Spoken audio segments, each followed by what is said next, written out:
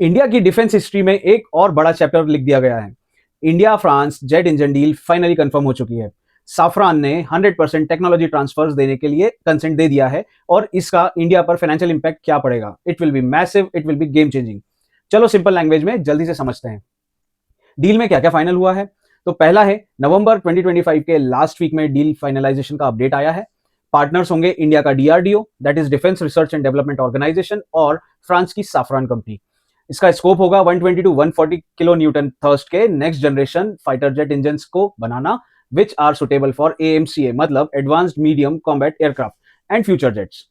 इसकी technology transfer, not just manufacturing but full design, hot section, intellectual property rights and core technology, सब का सब India को मिलेगा। इसकी टाइमलाइन 10 से 12 साल का डेवलपमेंट साइकिल होगा। पहले 9 प्रोटोटाइप इंजन बनेंगे, प्रोडक्शन इंडिया में ही होगा। इस डील का फाइनेंशियल इंपैक्ट क्या होगा? पहला, बड़ा इन्वेस्टमेंट, बड़ी savings. Project cost approximately $7 billion मतलब लगभग 60 से 70 हजार करोड़ रुपए जा रही है। सुनने में बड़ा लगता है, पर लॉन्ग टर्म में इंडिया में इंपोर्ट डिपेंडेंसी से फ्री हो जाएंगे। अब तक हम हर इंजन के लिए फॉरेन एक्सचेंज में हजारों करोड़ों रुपए बाहर भेजते थे। इस डील के बाद पैसा इंडियन इकोसिस्टम में ही घूमेगा, बाहर नहीं जाएगा। दूसरा है return on investment.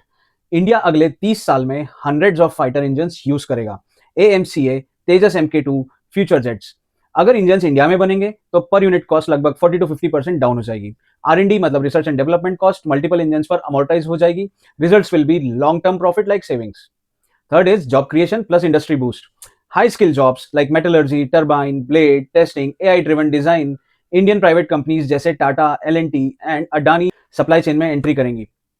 Aerospace ecosystem की वैल्यूएशन बदलेगी, इनडायरेक्टली लगभग 1 लाख करोड़ रुपया इकोनॉमी में आएगा और इकोनॉमी को लिफ्ट करेगा। चौथा है एक्सपोर्ट्स मतलब एक्स्ट्रा पैसा। इंडिया के पास खुद के जेट इंजन होंगे, exports of jets will be possible and foreign exchange का इनफ्लो हो जाएगा। इवन पार्ट्स भी एक्सपोर्ट होंगे, जिससे बिलियंस की अर्निंग्स ओवर डिकेड्स पॉसिबल है। थर्ड है strategic impact. Engine foreign server पे नहीं, अब इंडियन हार्ड ड्राइव पर चलेंगे, यानी no foreign pressure, no sanction fears, full strategic freedom.